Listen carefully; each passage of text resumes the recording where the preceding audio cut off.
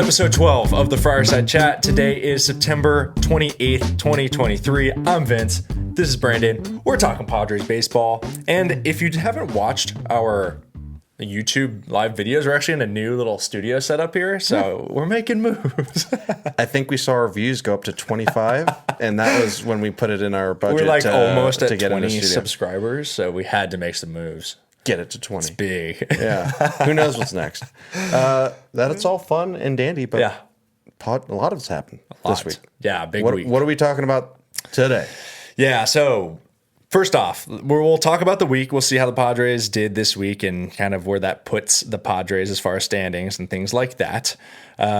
Quick touch on our boy Blake Snell, because he might have solidified himself an award. There were some interesting comments made by a certain reliever on the pitching staff. We'll get into that a little bit. It's a little bit hot. There's lots of different Ray takes. How'd you guess? Crazy. From there, you got prospect spotlight this week. I do. That's always a fun segment. We like that one. A couple other just little shout outs of guys who've been performing well in the pods. Love to see it. And then we'll end it off. We'll look ahead. It might be our last look ahead. Who knows? Fingers You never crossed. know. Knock on There wood. is a chance. It's like 0.1%. Yeah, and we'll talk the very thin possibilities that there are with wild card and postseason for the boys. Sweet. Sound good? I'm excited. All right, let's do it. All right, so let's start with this last week. Padres currently sit, oh my God, one game away from 500. You I can taste it now. Yeah, I smelt it last week. Now I can taste it. You haven't tasted it since May, so you haven't tasted it all summer. I'm hungry. So you're hungry. But yeah, so 3 games left. Give me 2-1 at least. That gets you to 500. But anyways, Silver Linings Playbook. there you go. But on the week, so this past week, the Padres went 4-2. 2-1 against St. Louis for the last home series at Petco, and then 2-1 against San Francisco in San Francisco. It could have been a sweep of each. That's the hard part as a fan is like, we still have a quote-unquote chance. And if they had won both those games, they have an even better chance. And they could have. These were not games where they got spanked and it was just done from a bad start, blowing up 6 runs in the first. No, that didn't happen. Yeah. These were winnable games that they lost. But on a bright note, they did have a very good. I'm going to bring up something different. I know. A home series. Yeah. The home series. the send off they gave the amazing Padre fans was great. That last game at home was awesome. Epic. Yeah. It was super fun. Yeah. But yeah, no, it was a good week in many ways, and we still have a chance. Like, who would have thought we'd be sitting here 3 games out and say we still have a chance? Yeah. Not like we talked about last week. Still not mathematically eliminated. A couple things had to go right yesterday, and they did. So Why not us? Why not? No. Why not? But yeah, let's talk about what happened yesterday. What happened yesterday? The Padres won an extra innings game. Let's go. What is that? 1-12? Is that right? Yeah. I know you were kind of banking on the 0-13 thing, but I wouldn't say banking on it, but that would have been one heck of a record to set. yeah, much harder to do. Depressing. Yeah, that's crazy. But, and as we've been talking about all year, right? It's, as we've been saying, Padres go as Manny Machado goes, and who got the clutch hit in extras. Manny Machado. Yeah. Should be no surprise there. Great at bat, fought it off the hands. Little blooper piece, but guess what? Got the job done. That's baseball. How many times have they hit the ball hard and been shafted? Right at a guy. Yeah. It's Or just how it a works. ball hits an umpire and keeps 2 runs from getting in. No, Happens. Happens, Baseball. man. Baseball's baseball. that's right. Aside from that, too, Blake Snell made his probable last start of the year, and he pitched really well again. 6 innings scoreless. They ended up losing the game, of course, because, was it Logan Webb? Yeah, Logan Webb pitched Kind of outdueled even him. better. He Yeah, went 9 even innings. better. Yeah. But still, that being said, right, like 6 scoreless, can't ask for a whole lot more than that. He drops his season ERA to 2.25. Is that good?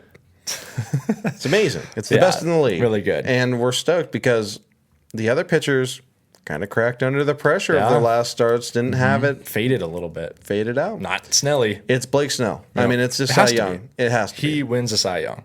You heard it here, not probably first, but you heard it here relatively Confirmation. early. Blake Snell will win the Cy Young Award in 2023. And will be gone from the Padres in 2024. Yeah, I think he priced himself out, but good for him. Yeah. That's really cool. And 14-9 record, considering he started off 1-8, 0-8. I don't know. That's quite the turnaround. It is. And stoked for. That was awesome. I was really hoping, like, just please don't implode. Don't be a San Diego player and just choke. And he didn't. He didn't. It was fantastic. And we have some controversy on the other side of things. So you've got Blake on the front end. On the back end, got Josh Hader. We've had different takes on this. Intrigue. If you're a Padre fan, you've already heard about it, and I'm sure you already have an opinion on it. Yeah. But he got in some heat with the media and came across selfish based on the excerpts. Right. You had a strong stance on this, defending Hader. Yeah, and I play devil's advocate. I'm defending I see both him sides. a little bit. So I think to set the stage a little bit, I have some of the excerpt here. I'm just going to read it just so we can all get grounded here on what was said and about what.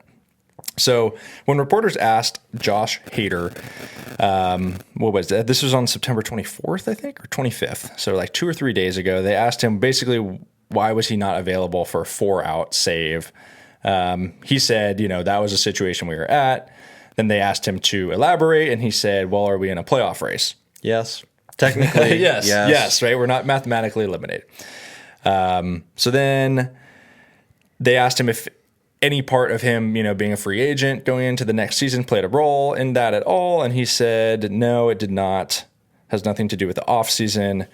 This is about the now. It's about health. It's about getting through the entire 162 games of a season, which is not an easy task to do. You see guys overworked and getting injured all the time. And then he expressed frustration with the media, quote, saying, you guys want me to do everything. Wah, wah, wah. So that's kind of, those are the remarks. There might have been some more, but I think that's the juicy part. That's what everyone's latching on to. Yeah. It is juicy. Yeah, it is. There's a lot to pick apart there. All right, I'll start. Yeah. I know I threw it to you, but I'll start on it because I think there's a couple things that are important there. One, staying healthy. I don't think anyone's going to contest the importance of being healthy and available for 162. Yeah. Argument is we're towards the end of the year. Team is in dire need. Like, you cannot lose right now. It's literally a no-lose situation. Yeah. So you're hoping that your superstars want to step up. Manny Machado could be getting surgery right now and could be done. But he's not going to do that until they're mathematically out. He's still doing his job and doing it well, honestly. And you hope that Hader would follow suit. Everyone's different. And he values his health. That's fine. Yeah. But where you lose it a little bit is being like, we're out of it. Going to the public, to the reporters and saying, are we in the hunt? Implying, hey, season's done. But it's not. And as a fan, that's where it really hurts. Right. Because anyone who's clinging on to that last little bit of hope, that string, that floss, it's thin. It doesn't feel good to hear your superstar closer say, it's done. Are we in a playoff it's done. race? Yeah. Right. Yeah. No, I got you. I think, and a lot of those points I think are totally valid. I think, and what I was telling you before was, I think, reporters, right? They want to point the finger. They want to latch on to things guys say. And not that these questions were necessarily leading or anything, but they kind of got what they wanted, I think. You know what I mean? Sure. With the poking and the prodding. And he could have handled it better. I'll definitely concede on that. It could have been handled better. But at the same time, like, I don't know. He didn't explicitly say the season's over. He kind of left it to the reporters saying, I don't know, you tell me, are we in the playoff race? There's ambiguity in there. Again, I don't think that's the best response you could have given, But I've also seen, some of the questions these guys get asked over and over and over again. And I'm sure just like he was probably just frustrated getting asked the same thing a million times. Again, it comes with part of the job. But it's been a long year. It's been a long year of them asking for answers to questions you don't want to have to answer. And it's been the whole year because they've been underperforming all year. Sure. So I'm sure that played a part in wearing on him. And you kind of have those moments where you snap. Yeah. And he snapped a little bit there, especially at the media. You guys, you guys. But you also brought up the great point of the fact that he has been used quite a bit. Yeah. You ran the numbers. Yeah. And so that was like a part, that some of these Slam articles were talking about how it's like, oh, maybe he's not even pitching that much, blah, blah, blah, blah, blah. But so in September, up to those statements that he made being made, right? He threw 134 pitches over 6 1/3 innings pitched in the same month. Yeah. And on back-to-back days. Right. So you think about that. And that includes warming up for each one of those appearances. And as we've seen too, it happens a lot. The Padres are up by 5, try to close it out. Without him, somebody waivers, then they got to warm him up anyway. Like those are pitches too that aren't being counted. The other one was the 4-out situation thing.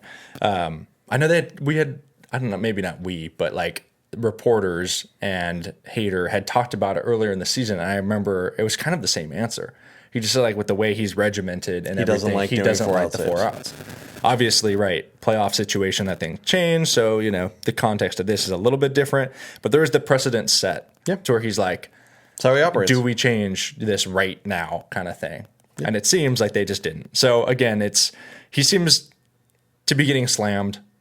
I think, like I said, I'm defending him a little bit. Do I think he could have answered some of the questions better? Sure. But it is, I think, being blown out of proportion. I think that's where our middle ground is on that. Anyone calling for Hader's head, that's just silly. I mean, the guy has been a rock for us. I mean, he had his turbulent stage when he came to the Padres. Once he figured that out and got out of that, he's been lights out. Yep. Top 3 best closers in the entire game. So appreciate what he's done. Don't appreciate the sentiment he shared. But again, I think this is also what we love about our team at times is when they do share these little nuggets. Little juicy nuggets. It's fun to not get a stock answer, a stock professional answer. True. And hopefully this doesn't deter others from being able to speak their minds. Just hopefully they do it a little bit more eloquently than he did. Sure. Fair enough. Speaking closers. Yeah. Potential next closer, Cosgrove. Are they priming him? I think so. He got his first save. I know, you and I brought that up like maybe a couple episodes ago because we were like, oh, he's getting more chances later in the game, and probably part of that is a testament to him just pitching well. So it's like, well, hey, this guy's pitching well, leverage him later. Mm-hmm. But then, it's like, well, Josh Hader is a free agent after this year. He didn't help his case with some of these statements, but he has expressed that he does want to come back. But at what price, right? And I actually was reading a couple other articles. It sounded like Padres wanted to cut payroll a little bit next year. And if that is the case, then maybe we are seeing Cosgrove as a potential closer. Potential. And I'm not against it. That guy seems to have the makeup of a closer as far as being crazy, about being different, and about being dominant. Let me tell you his numbers right now. Let's hear it. This is a rookie, 27-year-old rookie, who throws from a funky angle, has probably the largest movement pitch on the entire staff. Mm-hmm. And he's pitched 49 2/3 innings, almost 50, and has a 1.81 ERA and a sub-1 whip. It's a .95 whip. Really? That's awesome. I didn't know that. I saw his ERA yesterday. I didn't know the whip. 52 inning or 52 games he's played in. Mm-hmm. Under a 1 whip. That is not a small sample size for a reliever at all. Mm-hmm. And he's been out long enough to get a book on him. There is officially a scouting report against him, and he is still shoving. Right. He got into that game with a runner on second, and the Padres have not known a thing about a stress-free win. Mm-hmm. Runner on second, 3-run lead. What happened to that runner on second? Nothing. He stayed at second. He got 3 outs in a row, closed the door. Love it. In his first opportunity for a save. The moment was not too big, and it was a big moment for Padres baseball. Mm-hmm. Yeah, the first extra inning win. I think you're definitely onto something. Like you said, I know we always talk about with rookie pitchers, right? It's always like, asterisk, because it's like, well, guys haven't seen him yet. The scouting reports aren't as in depth. But these teams are, and the back, the staff and the scouts and everything. Like by the time, you got 20, 30 innings, they got you. Like you're on lock, and that's plenty of innings that he's worked. I think honestly, with his everything, right? His motion, his weird arm delivery, his whole just like kind of bulldog psycho attitude, like that's awesome. And I think it's, even if you do have a scouting report against a guy like that, when you got, kind of different angles and that sweeping slider, like no matter what, even if you know that pitch is coming, it's going to be hard to hit. Yep. There's a learning curve to it. That's my one fear with him is that the learning curve, once you figure out, I said it last time we talked about it, if it starts at my hip, I can trust it will be at, inside knees. Yeah. You can train yourself to start swinging at that, and it's not as effective because it is so outlandishly different than what people are used to seeing. Right. I mean, he can start a ball on the outer corner of the plate and drop it in to the batter's box of the right-handed hitter. Yeah. That's weird. Yeah. It's a good pitch. Not every person has that pitch. Right. I think it's definitely a worthy experiment. And as I think you mentioned one of the other weeks, like Padres kind of just breed closers. It's one of the things that Padres development does well and has like a proven track record to do. Whoever's responsible, I don't know, but it just seems to be a thing, right? He's still around. I guess that's true. That's true. Does Cosgrove, did we say he has a changeup? Get a little Hoffman changeup in there with that slider? Oh my God. You know how many people have tried to pick up Hoffman's changeup? He's one of a kind, man. Except maybe your prospect from last week. A little Lesko piece. Maybe. Who knows? But yeah, I think you're onto something. I think it'll be interesting to see, do the Padres sign any contingency plans in the offseason? Suarez has a chance. Could be a closer. Even like Martinez for a second. I remember like last year they almost had him do some closing, right? Martinez will do whatever you ask him to do and do it well. I want to see him in a Padres uniform as long as he is serviceable. I don't want to see him play for another team. That guy is sick. Yeah. So yeah, lots of good stuff to look forward to. I'm interested to see how they leverage Cosgrove next year with spring training and everything too. Good stuff. Time for your favorite segment, I think. Yeah, Prospect Spotlight. Sweet. This year, yeah. I did the same thing last week. Did you really? I did. That's hilarious. I don't know why. It's just weird. Yeah, it's weird. This week, Jackson Merrill, our number 2 top prospect. I didn't know this. He was drafted in 2021. I didn't know a whole lot about him going into this. I was ignorant. 2021 first round pick. Okay. High school guy. He's a shortstop / outfielder. Now. That's what they've listed him as. Now, right? Bats left, throws right, 6'3", 195 pounds. Kind of a specimen. Yeah. That's pretty cool. He's 20 years old, born in 2003. Make you feel old? Yeah, it's kind of bonkers. Anytime I hear 2000, it still gets me. What? Anywho. But there's a reason he has rise to the ranks of our number 2. The guy is hitting at every level in the minors right now. I'll do a quick rundown. What's his rookie ball, which doesn't mean a whole lot. That's where everyone goes. But still, 314, over 800 OPS, goes up to low A, 325, over 800 OPS, goes to high A, 280, 762 OPS, and then gets up to double A, 273, 782 OPS. No slouch numbers. The kicker, he's known as an elite defender with a strong arm, plus arm. Love it. Interesting. Another kicker, has 31 stolen bases so far in the minors. It's not a ton, but it's in the bag. It's good to have in the locker. Something in your pocket, right? He can run. Steal a base. He can run. He can steal, and he's a big guy. If you get a guy who can hit for a little bit of pop and be able to run still, that's great. Unfortunately, downer news. He's out for the season with a hamstring thing. I imagine they're just, it's so close to the end of the year. It's like, just call it. Go recover. Don't do something dumb. Got it. But sad part about that, he was almost called up for a September call-up. Really? Yeah, they decided not to go with Did he play him. the Futures game? I'm not sure. Yeah. Oh, yeah, he did. I think he did, right? He did play the Futures game. I think he did. But yeah. No, I mean, that's the rundown on his year right now. Yeah. What's really cool, though, is that they have him moving around a bunch. So he might be next year's bench piece. So we could potentially see him next year in a spot start role for any position. Meaning they've had him play at shortstop, first base, second base, and catch this one, left field. Oh. Is that interesting? Ooh. They've got him playing some games in left. Somewhat interesting. It is. Soto plays left. Oh, yeah. For all you scoring at home. Right. That's interesting. But yeah, they're trying to prime him for that. And if we get rid of Soto, he might be the next in line. That might be his opportunity because right now the infield is backed up. Interesting. But he can serve as a spot starter. But given what his makeup and his projectables, he's going to be an everyday guy. And they don't really have a spot. Yeah. It's tough. It is. That's interesting. I do remember, the one thing I did remember from when he was drafted, just the first thing that stood out to me is they were showing just his high school footage. You can just tell, that swing is going to translate. I don't even know how to describe it necessarily, but, you can just tell. When everything's firing right, I could just tell. The first thing I noticed was the bat plane for some of his footage. I was like, that bat is on plane. Yeah. And what that translates to is being able to go the other way really well. And that's what they talked about in his scouting report is, quote, exceptional bat speed and a swing to go the other way. Which, in young hitters, that's fantastic, especially with the change of the game with high velo. No. Being able to go the other way is a must. If you cheat inside to get the heat, you're exposing yourself to the off-speed pitch, and hopefully that's not his thing. But when you look at his highlights of last year, he's got some pull-side pop, too. I mean, he's 6'3", almost 200. Right. It's nice to have that, too. Yeah, it doesn't hurt. No, it doesn't suck. Left-handed bat with some pull-side pop that can go the other way. When have we seen that since maybe Adrian Gonzalez? Right?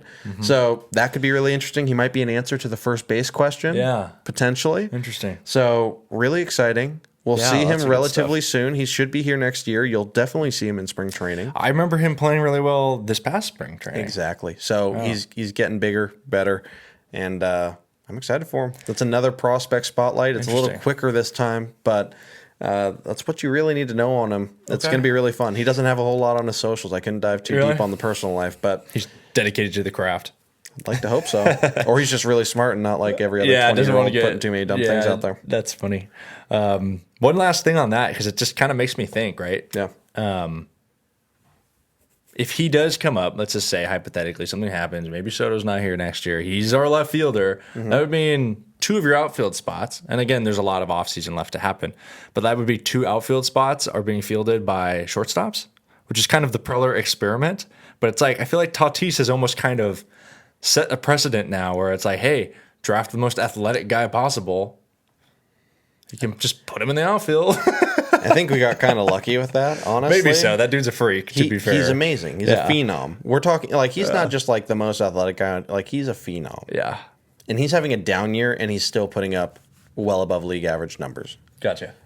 But we'll see. We'll see how it all pans out. Yeah, we're the San Diego shortstops. Lots of interesting. Excited to see him in spring training next year, and who knows? Maybe he'll make the squad. Keep an eye out. I hope so, dude. Is there anything more exciting than having a guy you didn't have to shell out a ton of money for or trade away a ton of pieces for become a superstar? Right. Well, Padres you said that's foreign. 20 years old? 21? 20? That's nuts. He's going to turn 21 Love this it, year. though. But I'll be hyped to see him come up soon. Heck yeah. Let's do a couple. You had mentioned this before the show, just shouting out some of the guys on the Padres getting it done right now. Oh, yeah. And because it's worthy of it. I mean, we're talking about how well they're playing right now and being like, wow, I wish they did this all year. Yeah. But it's different guys doing it. You're Right. not seeing Jake Cronenworth. You're not seeing Nelson Cruz, Matt Carpenter, and company. You know, these are guys went down and these young guys are stepping up. You've got Batten. Mm-hmm. You've got Sullivan figuring it out a little bit. You've got Sugar, the Zokar, developing a little pull side pop. A little bit. Nice Nice arm in the outfield. It's nice to have. I'll tell you things that I've really enjoyed seeing from those 3 in specific. Quality at bats, attention to detail, and not giving up any at bat. When those guys are in the box, it's very evident that they are not everyday players, that they are not taking any of it for granted. This is their tryout, if you will, to stay on the team. Basically is. And to hopefully have a bigger role next year. And the coolest thing I saw yesterday, there's a lot of cool things that have been happening, but little thing. Azokar had an 0-2 count, got a slider in, and it was kind of an oh shit slider. It started inside and it was going to break over the plate. He threw his hands out, grounds out, but just the bat to ball, not going to get out, not going to take a strike 3. Right. I admire that. It's a gamer type of mentality, and everyone plays their game differently, but that's just what I resonate with. I always loved no easy outs. Right. I'm a big fan of that. And fighting for every pitch, every at-bat. And it seems that these guys are really doing that at a high clip and being successful. A ton of infield singles, a ton of jam shot singles. And I think sometimes we don't put enough praise on little things like that because putting the ball in play goes a long way. We're in the era of high strikeouts, high home runs. Yeah. You need some guys like that are going to get on base. They don't all need to be Lenas. Do the job, right? I think even Bo Mel said in post game yesterday, right? Like one of the first things he highlighted when they talked about like how they got the win and extras, like the first thing he said was that he said, Sully was able to get the guy over. And that was like the first thing he said. And I was like, hell yeah, he did. Yeah. Because that hasn't been happening all year. He also had a bunt for a hit in that game. It wasn't that at bat. He hit the ball behind Trent. Trent made a great read and made the ball behind him. There's a ball to short, which doesn't always get the guy over. But if you can work the ball behind you, more chances than not, you're getting over with his speed. And it was just a really well executed inning. Yeah. Which we haven't seen a lot of. Yeah. But yeah, I agree. It's nice to see kind of those guys just scrapping their way into everyday guys and getting the job done. Yeah. And I think it's kind of sparked even the established guys, just to I don't know.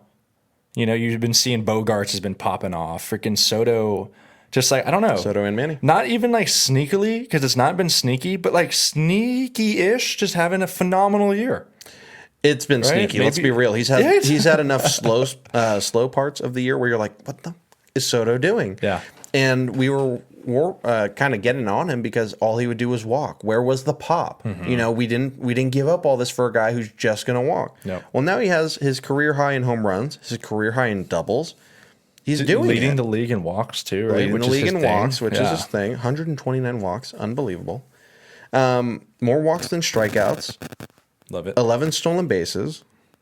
I mean, almost 100 runs, 95, 108 RBIs. I mean, that is a great year. It's weird because it didn't feel great. He's really turned it on. Same thing with Bogarts. Yeah. Tip of the cap to Bogarts. Manny's doing well playing with a bum elbow. One arm Manny getting it done.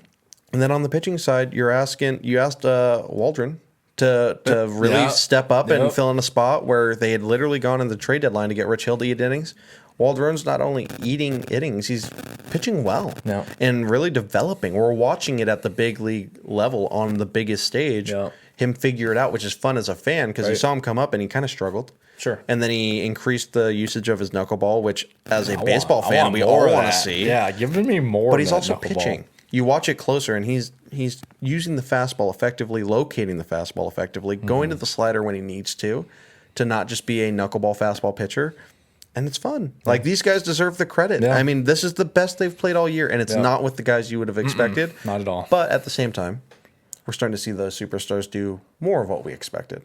It's a nice combination. I'm happy as a Padre fan watching the games right now. Yeah. They're fun games to watch. It feels more complete. Obviously, the record will show you that. But yeah, just guys getting the job done. And elite defense all year. Yeah, tip the cap to the team for playing really, really good D. Yep. That was another thing I was going to say. Bogarts has been hot with the bat. He's been really nice defensively lately, too. So I love to see it. Before we get into our last segment of looking ahead and talking hypotheticals with postseason, I did want to ask you a question. Fire away. Is Bo Mel the manager next year? He should be. Yeah. 1,000% he should be. I think so, too. I think this... Oh, man. I mean, some of the things I would normally put on the manager.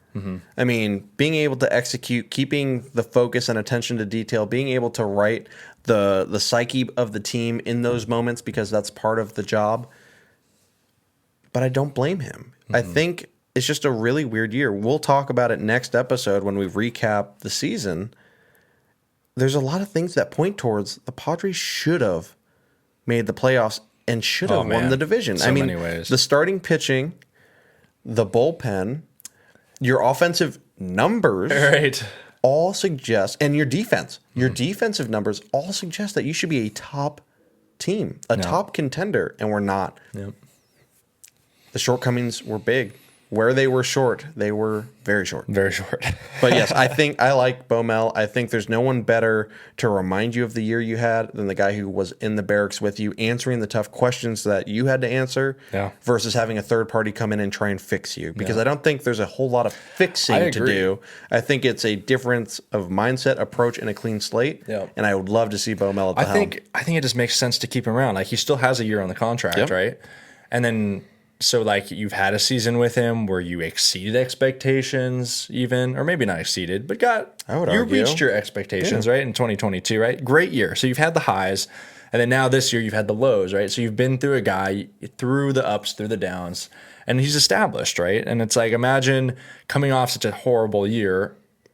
Maybe it's a strong word, but... No, it's not. It's horrible. They didn't make the playoffs, dude, and they should have. Okay, fair. And then just bringing in a whole new guy, which also means a new staff.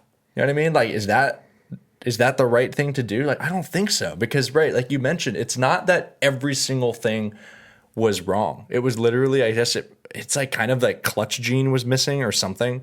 I don't know. I just personally, I think there's no reason why Bo Mel shouldn't get another shot next year.